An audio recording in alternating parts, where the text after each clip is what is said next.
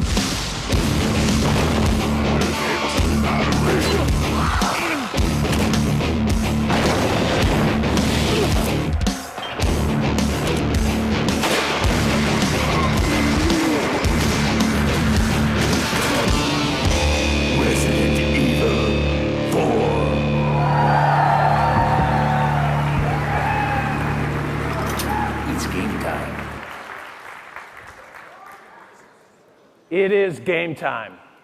It's a new day for me, and a new day for Nintendo. So let's get a couple things straight right off the bat. Part of my job is finding a way for you, the game experts, to have fun. At the same time, I understand if you're among the terminally hip, Nintendo isn't your only choice for gaming. But maybe what you've already seen helps you understand that we're serious about expanding what we do. We also understand that we're not going to run our company just for hardcore gamers. There are gamers out there who aren't as knowledgeable as you, gamers who aren't your age, gamers who don't have your tastes, gamers who live for Mario and Yoshi and Pokemon. It's my job, it's Nintendo's job, to make sure we satisfy all the gamers and to do it better than our competition. We know that this is your third stop on the press tour over the last 24 hours. We know what you've seen and heard, so let me draw a comparison.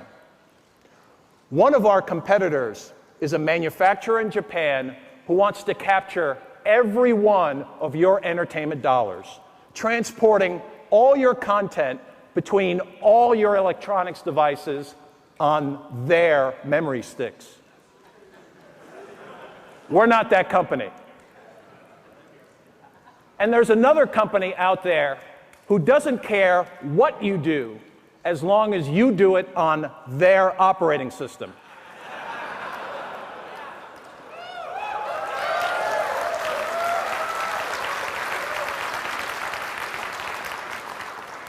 We're not that company either. Over the years, I know you've heard a lot of Nintendo people say, we're all about the game. Well, guess what? We are. Whether you're talking about Donkey Kong or Tetris, Madden or Mario, Metal Gear or Resident Evil, he with the best games wins. Always been that way, always will. As this company moves forward, you're going to see more Nintendo games and different Nintendo games, and most importantly, new ways for you to relate to your games. But let me tell you one other thing. This is not a promise for what we're going to do sometime in the future. It's what we're doing right now. And if you don't realize that, listen closely. While others are talking, Nintendo is acting. Let me ask you a question. What company right now is driving category sales? If you said someone other than Nintendo, you're wrong. We have momentum, have had it since late last year. And if you don't feel it yet, you will. I'll promise you that. Now, I'd like you to welcome a guy who's been essential in building that momentum, George Harrison.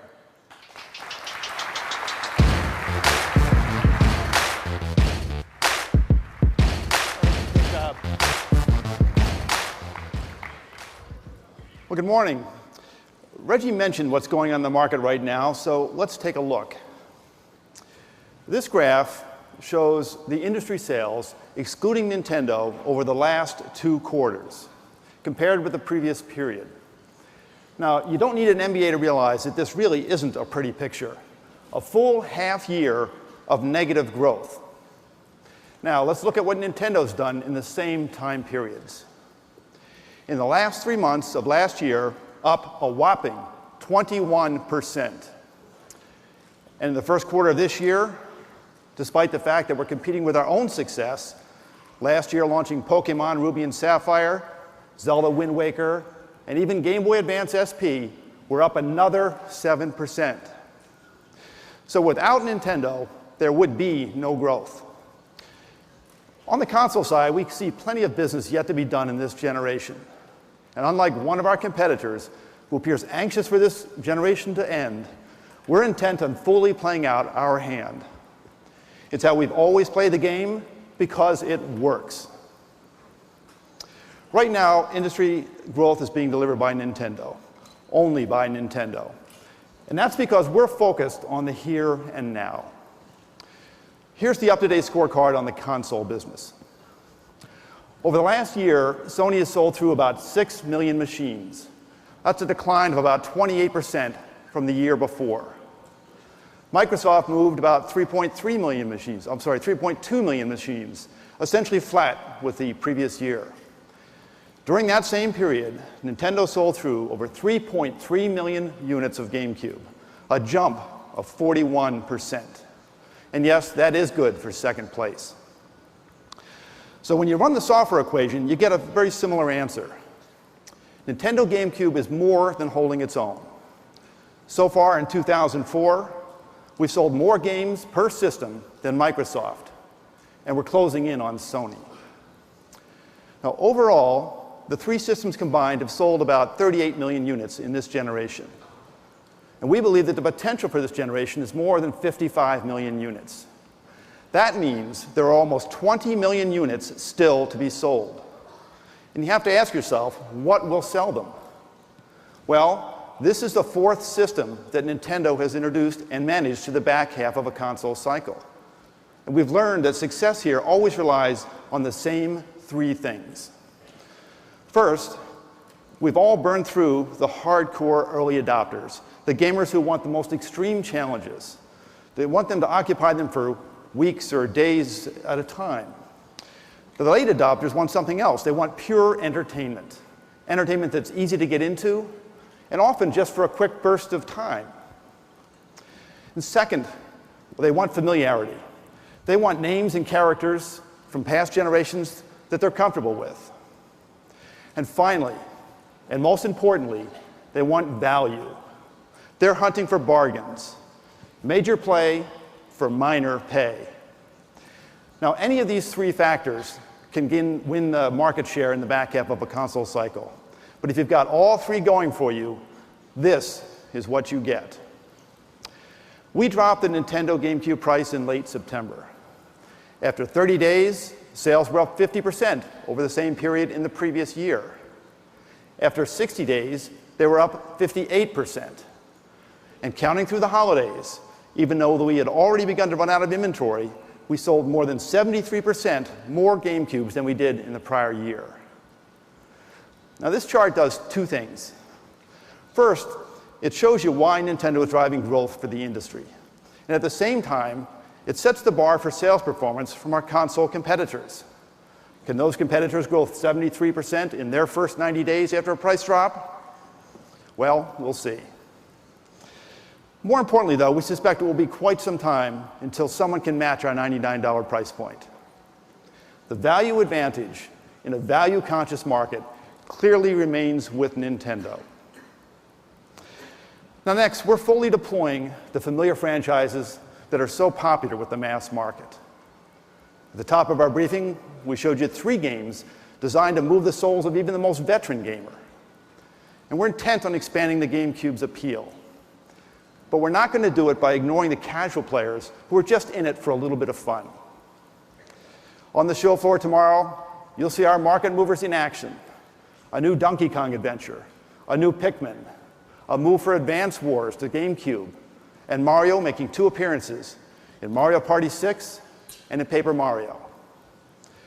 In all, Nintendo's GameCube library will grow to more than 400 games this year. And the common factor among all of them is fun. Now, new ways of interacting aren't just limited to GameCube. Now, as you're all aware, Pokemon has again taken the market by storm in Japan with the new Fire Red and Leaf Green editions. They sold through nearly 2.5 million copies in less than 15 weeks. But there's a brand new kind of appeal here, too. The ability to trade your Pokemon with your friends using the Game Boy Advance wireless adapter. This opens up whole new horizons for the creators. And in fact, you'll soon be seeing and playing wirelessly with more than a dozen titles. It's great software and innovation like this that have pushed every competitor out of the console out of the portable game space. And 9 serious competitors have made a run at Game Boy in the past 15 years. but 9 have failed. Game Boy doesn't just lead the handheld gaming market, it owns it. The Game Boy franchise this year is also making a significant revolution because of this feature, Game Boy Advance Video. No new hardware or accessories needed to play back pre-recorded material from these small video packs. The first titles will include multiple episodes of Pokemon and others on one pack. Well, will it sell? Initial orders are already over 2 million units. You can look forward to soon to material with a decidedly older appeal, and will have significantly larger memory capacity to allow even more video playback. Well, wireless connection and video playback really widen Game Boy's appeal. But in an important sense, that appeal is already expanding. It may surprise you to learn that 1/3 of all Game Boy Advance SP users are over the age of 18. And our classic NES line, coming in June, will bump the age appeal even higher. The new limited edition classic NES hardware and 8 classic games for $19.99 are sure to be a hit with gamers over the age of 25. Now let me take a moment to talk about the newest competitor in the handheld game. There is no doubt in our minds that the PSP will have some initial appeal for exactly the demographic in this audience today. But in this election year, let me put it this way. By the time the PSP gets on the ballot next spring, more than 25 million Americans will have already voted for Game Boy Advance. Now, if you're asking whether PSP can catch Game Boy Advance, maybe we should first ask, can the PS2 catch Game Boy Advance? Since its launch in June of 2001, Game Boy Advance has sold more units than PlayStation 2 in America.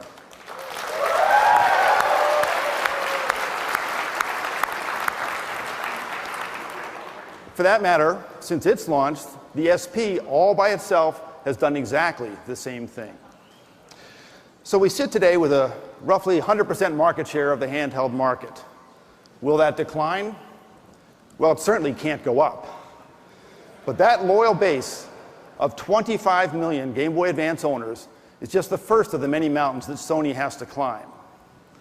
Game Boy Advance SP is built to be tossed in the backpack, carried in the briefcase, or even dropped in an airline terminal. With no internal drive, it stands up to a lot of abuse. And when it turns on, it lasts. The lack of a moving media also means that the gameplay powers on. We expect our battery life to significantly outpace Sony's. So we think that's enough to be a deal breaker for really true game players. Now finally, those of you who've been around our industry for a while realize that Game Boy at heart really is a platform like any other, built on the back of exclusive must-have titles. Game Boy never would have built its initial audience without the appeal of Tetris and Super Mario Land. Never would have leapfrogged into the sales stratosphere without Pokemon. These are games that launched only on Game Boy. Sony, just like Nokia and others, have to find a killer application before they can truly appeal to the mass market. So bottom line, Game Boy set an all-time record last year. We sold through more systems than any other year in our history. And now, with the wireless play and the video playback, suddenly that appeal is that much greater. In the end, though, it's still about the games. And this year, you'll see Donkey Kong Country 2, F-Zero 2, The Legend of Zelda, Mario Advance, Mario Party, and Mario Pinball, all coming to Game Boy Advance. Together, there's a heavenly array of hits for both Game Boy Advance and Nintendo GameCube. The stars truly are coming out.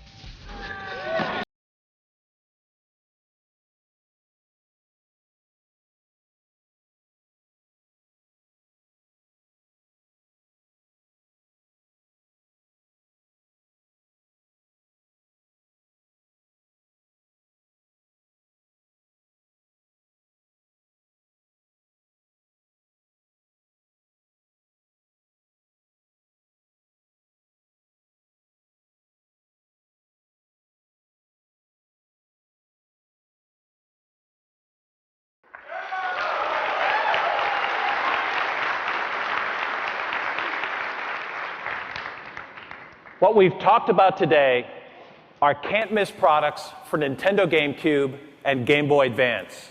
Games you'll be playing very soon.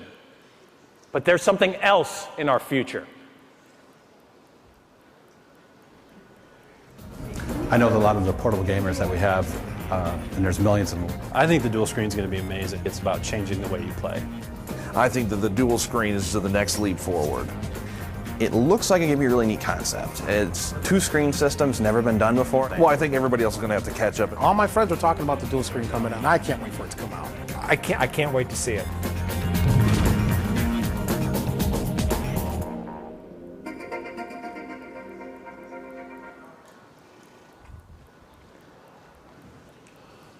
Well, the wait is over. This is Nintendo DS.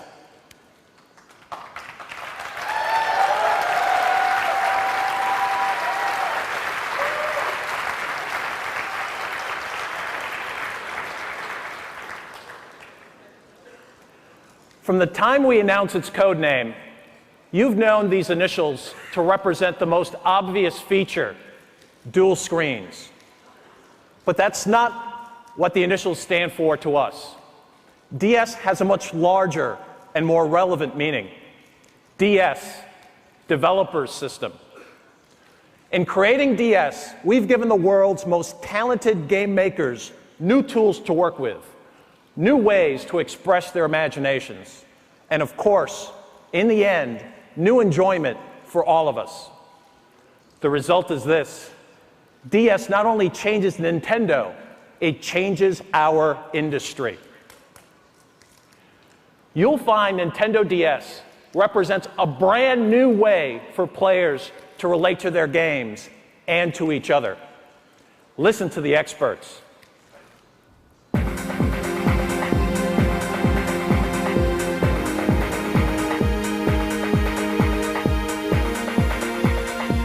Nintendo came down and presented the DS platform to us just about a month or so ago. I think everyone was in shock. When I told the functions of DS to our creators, they were very excited and eager to work on new development. They really liked DS. The introduction of Nitro, or the DS, is going to allow us to take handheld gaming to the next level. The history of the platform in the last 10 years is that improvements were made on only certain functions. It has been a long time since the platform itself changed radically. With the DS, I think they set the next standard across the board for all kinds of things. It's going to generate such a new way of playing games that is going to generate automatically more emotion, more excitement, and more fun for the player, which is basically what we are here for. Things will totally change. We will think anew what we want to express and what kind of things we want players to enjoy using this platform. We're expecting to change the contents of the game, how to play the game, and how to make the game. The DS will continue Nintendo's great success in the handheld gaming market.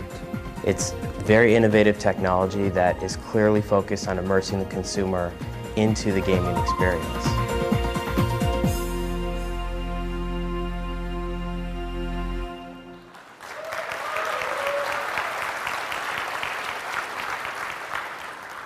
As a whole, the development community already understands what's going on here.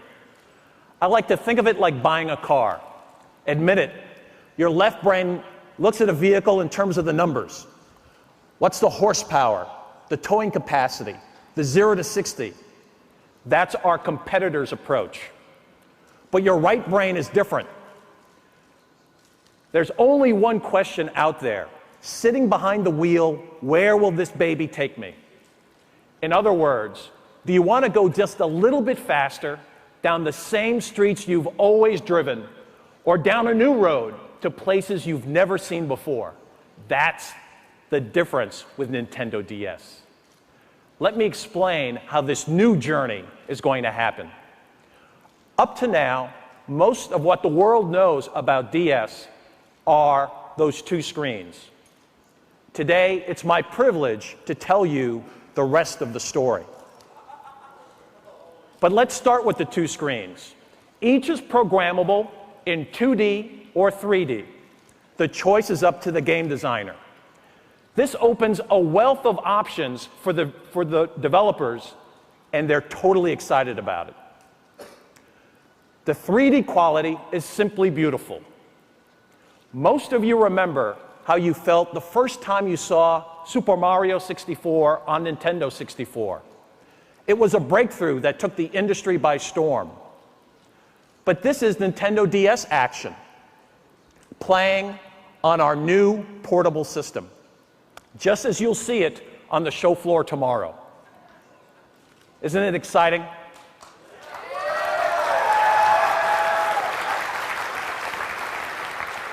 Well, then Mario sees himself in Nintendo DS, and he feels like flying. Now, how exactly do these screens get used? Well, again, it's developer's choice. But for starters, one character can stand 2 panels high, or take 2 different perspectives of the same battle, or monitor constantly available maps and menus. Here's a brand new Metroid game playing on Nintendo DS.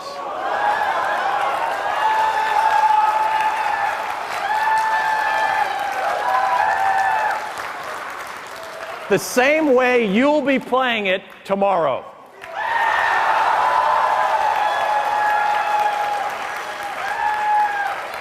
Targeting and shooting now moves beyond buttons. Just tap the screen where you want to fire. Metroid's missions have always been nerve-wracking, but now they're non-stop, because all of your map positioning and weapons changes are done on the fly. It's just awesome. But 2 screens are just the first of 2s that define DS. Let's move on to the next pair, 2 media bays. One accommodates DS software, easily holding games with 1 gigabit of data and well beyond. The other plays all of your favorite GBA games.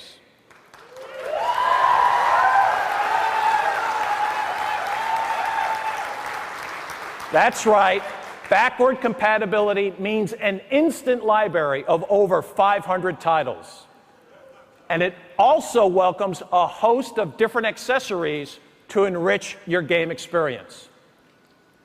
Next, consider the most exciting 2 for game players. 2 incredible new forms of player control. This is where the connection to your game really changes. The first is touchscreen, responding to either a stylus or to your fingertip. It's transformative. Whether you're inputting data onto a software keyboard or actually changing the direction or viewpoint of your gameplay, it's truly unique. The combination of 2 screens and touchscreen stands to reinvent gameplay. You can only find this on Nintendo. You can only feel this on Nintendo. And besides touch, there's talk. The built-in microphone can be married to voice recognition programs. That means your voice, and only your voice, can control the play. Together, touch and voice opens vast new realms of game interaction. If you're looking for the future of gaming, look at the interface. Finally, my favorite 2, dual wireless capability. The first is a proprietary application that allows up to 16 people to play and communicate together. The range extends up to 100 feet. Think about different seats in an office, a lecture hall, an airplane. Who says they can't all become connected playgrounds? And with Nintendo DS, local wireless takes on a whole new definition. Specifically, imagine instant chat and draw, transmitted exactly like you created in your handwriting. Your little works of art will look the same way on other screens as they do on your own. And DS will even connect for you, springing to life from sleep mode once you're in range of someone else transmitting in group format. But what if your friend is more than a few feet away, say a few time zones away? No problem.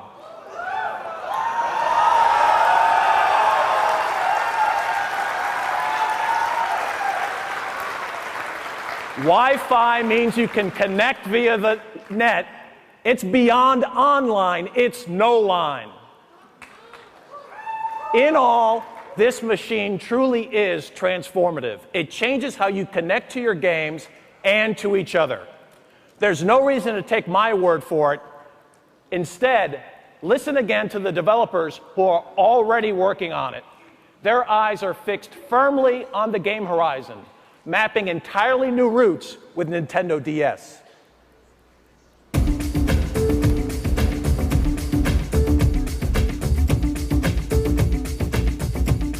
We look at the Nintendo DS as the next generation in portable gaming. It's more advanced, fully 3D. The two screens allow for a new game mechanic. I think the brighter display, and I think this new memory format is really going to set the standard for how handheld devices are going to be created in the future. What I like best is the touch panels. The idea of just touching is wonderful. Yeah.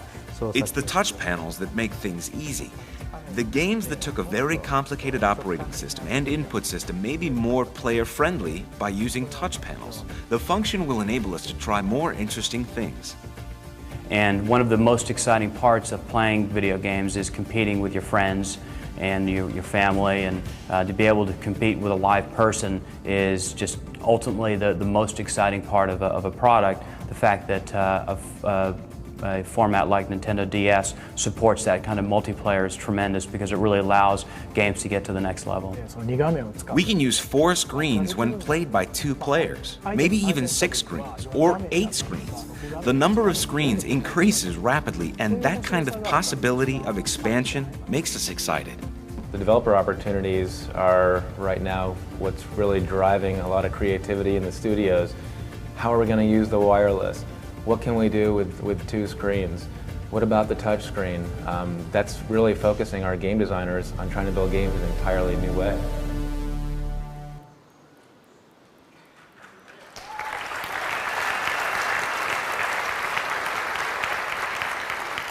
What you've heard and what you've seen don't begin to tell the DS story. You can't start to appreciate it until you get your hands on one starting tomorrow. And even then, it's just a start. The benefits of DS will be rolling out for months and years following launch. And when will that launch come? We're targeting release of Nintendo DS in both Japan and America this year.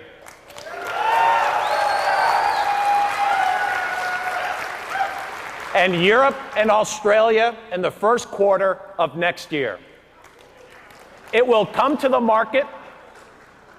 It will come to the market with a new name and at an affordable price. On the show floor tomorrow, you'll see a wide range of demonstrations. Many of them, in fact, will become retail software. The change that DS represents, and indeed all of the new Nintendo, is happening under the leadership of our worldwide president, Mr. Satoru Iwata. Please join me in welcoming him.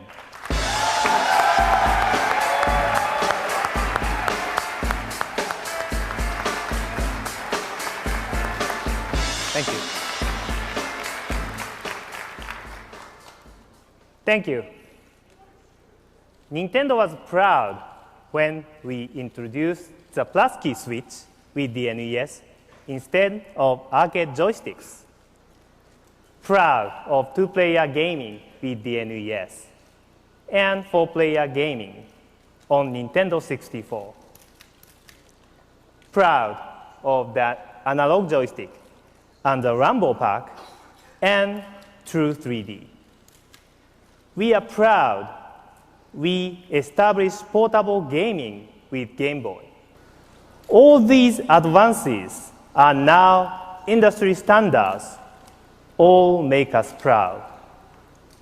But I think we are most proud of this.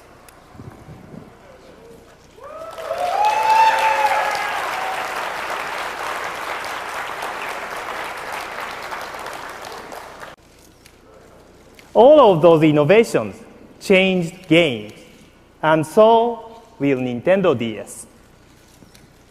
DS is not simply new.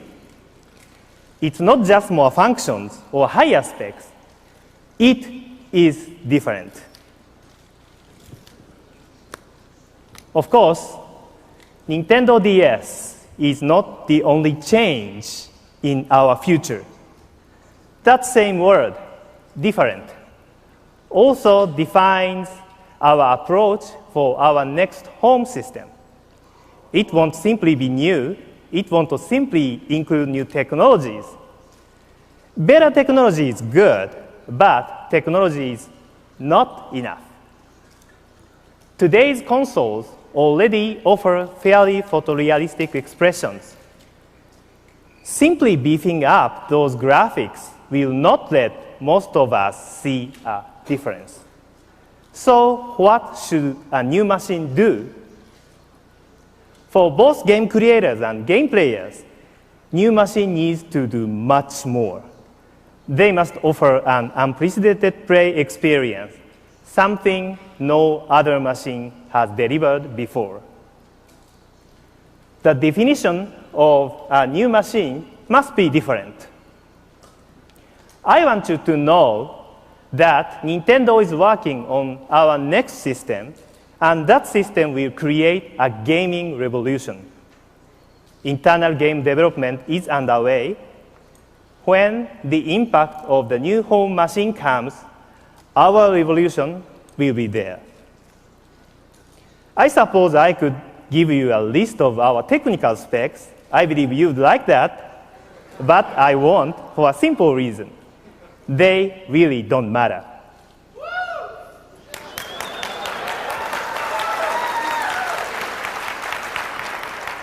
The time when horsepower alone made an important difference is over.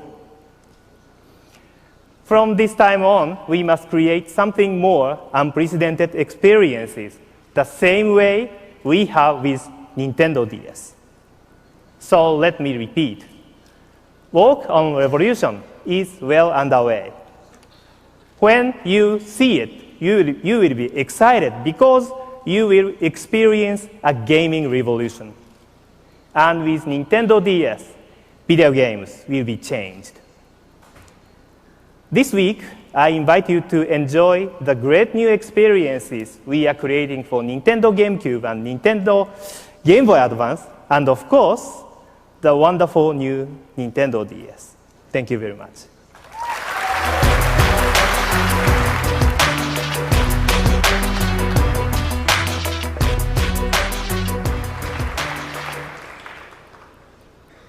Thank you, Mr. Iwata. I hope you've all enjoyed our program this morning. But before you leave, I'd like you to step inside one more world for Nintendo GameCube.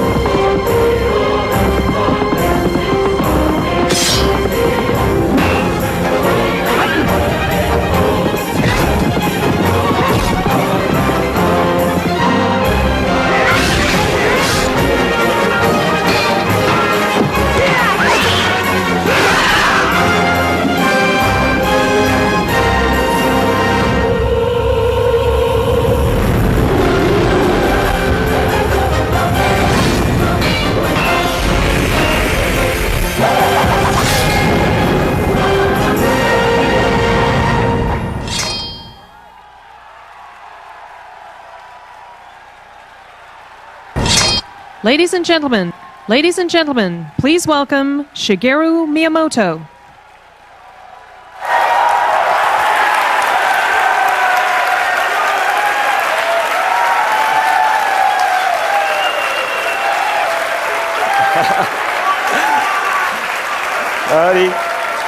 I'm not Link, but I do know him. Even after 18 years, the Legend of Zelda never stops changing. and this game is no different. We are now taking you to a world where Link has grown up, a world where he will act different and look different. In order to grow, Link must not stand still, and neither can I. So, thank you. And goodbye.